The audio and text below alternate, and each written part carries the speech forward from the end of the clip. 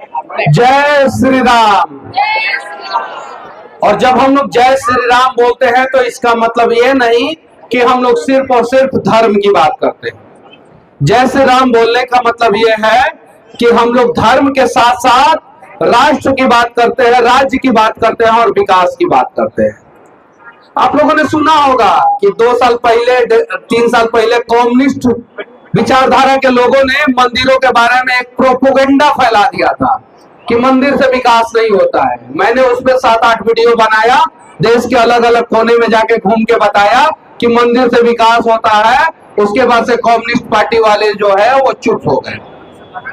Communist party से एक नेता चुनाव लड़े थे बेगूसराय में, नाम जानते हैं आप लोग?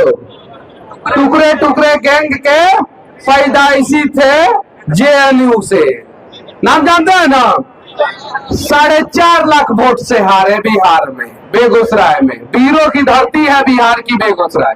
कितना लाख वोट से हारे थे? 4.5 लाख वोट से हारे थे।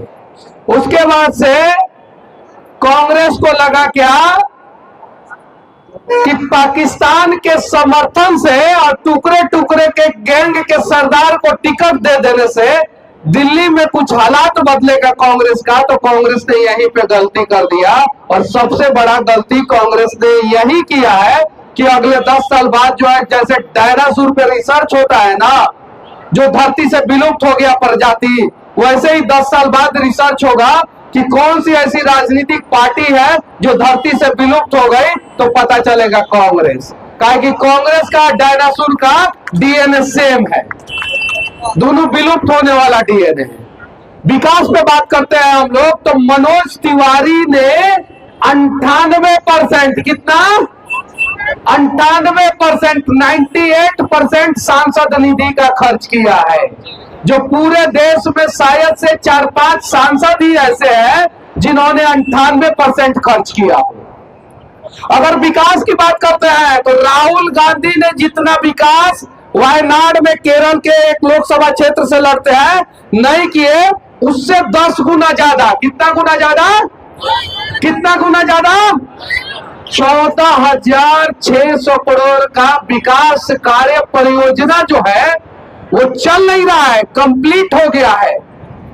मेट्रो की लाइन हो, नई लाइन हो, या सिग्नेचर ब्रिज हो, या 4 लेन रोड हो, या डबल डेकर हो, ट्रिपल डेकर हो, और भारत का सबसे ऊंचा जो है फ्लाईओवर हो, सबसे लंबा फ्लाईओवर हो, और मनोज तिवारी ने उस क्षेत्र में किया जिस क्षेत्र को शीला दीक्षित की सरकार अछूत समझती थी और यहाँ पे विकास का कार्य करने के लिए का प्रयास भी नहीं करती थी। उस क्षेत्र में मनोज तिवारी ने ये काम किया। ये सारा काम जो है डेटा के साथ है। आप कंपेयर कीजिए कि एक भारतीय जनता पार्टी का साधारण सा सांसद और एक कांग्रेस का अध्यक्ष राहुल गांधी ने जितना काम नहीं किया उससे ज्यादा काम जो है मनोज तिवारी ने किया। राहुल गांधी जब सरकार था मनमोहन सिंह का, उस समय जो है अपने संसदीय क्षेत्र में यूपी में जितना काम नहीं किए थे उससे 10 गुना काम मनोज तिवारी जो है बिना मंत्री रहे हुए यहाँ उत्तर पूर्व दिल्ली के लिए किए हैं। अभी मनोज को मजबूत कीजिएगा तो आप लोग मोदी को मजबूत कीजिएगा। क्या कीजिएगा? मनोज को मजबूत कीजिएगा तो मोदी को मजबूत कीजिएगा, और मोदी को मजबूत कीजिएगा तो आप लोग मातृभूमि को मजबूत कीजिएगा। तो कौन कौन मातृभूमि को मजबूत करना चाहता है? कौन कौन करना चाहता है? हाथ उठा के बताइए, दोनों हाथ उठा के बताइए कौन कौन करना चाहता है मातृभूमि को मजबूत। मैं बिहार से चुनाव लड़ रहा था, मनोज भैया का फोन आया, मैं संकट की घड़ी में था, जब जेल में था, तो मेरे से मिलने गए, बोले कि मनीष तुमको चुनाव नहीं लड़ना है। मैंने बोला क्यों? तो आओ मोदी जी के साथ जो है मातृभूमि को मजबूत करो। और तुम्हारा मुद्दा था मजदूरों के लिए, तुम आवाज उठाते थे, तुम भारतीय जनता पार्टी के साथ मिलकर मजदूरों को और मजबूत करो। हम सभी भारतीय जनता पार्टी के लोग तुम्हारे साथ हैं और मैं मनोज भैया के साथ आ गया। अगर भारत में, पूरे भारत की मैं बात कर रहा हूं, चुनाव बाद अगर देश के किसी भी कोने में मजदूरों को कोई भी समस्या हो, आप लोग याद कीजिए मनीष कश्यप जैसे लोग, मनोज तिवारी जैसे लोग और नरेंद्र मोदी जी जैसे लोग जो है आप लोगों के लिए खड़ा रहेंगे और आप लोगों की मजबूती के लिए दिन रात प्रयास करेंगे।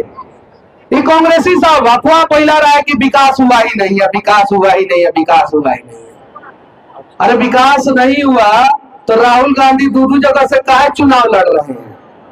कई जगह से चुनाव लड़ रहे हैं? कई जगह से? दो जगह से। दो जगह से चुनाव लड़ रहे हैं? अरे राहुल गांधी का विकास हो गया। पहले एक जगह से चुनाव लड़ते थे, मोदी जी ने विकास को दुगुना कर दिया तो राहुल गांधी दो जगह से चुनाव लड़ने लगे। हुआ कि नहीं विकास? और राहुल बाबा बताइए, आपका विकास हुआ कि नहीं? आप अपने अंदर झांक के देखिए कि पहले एक जगह से आप चुनाव लड़ते थे, अब दो जगह से चुनाव लड़ रहे हैं। हालात बदला। पूरे भारत में सबसे लंबा एक्सप्रेसवे कहां बना? पूरे दुनिया में सबसे लंबा एक्सप्रेसवे कहां बना? भारत में। पूरी दुनिया में सबसे ऊंचा रेलवे ब्रिज कहां बना? भारत में। सबसे बड़ा टनल कहां बना? भारत में। तो ये विकास का कार्य नहीं है तो और क्या है? मुंबई में 30 किलोमीटर लंबा पुल जो है हम लोगों ने समंदर के ऊपर बना दिया। हाँ, मोदी जी की एक खासियत है, वो विकास के साथ साथ विरासत की बात करते हैं।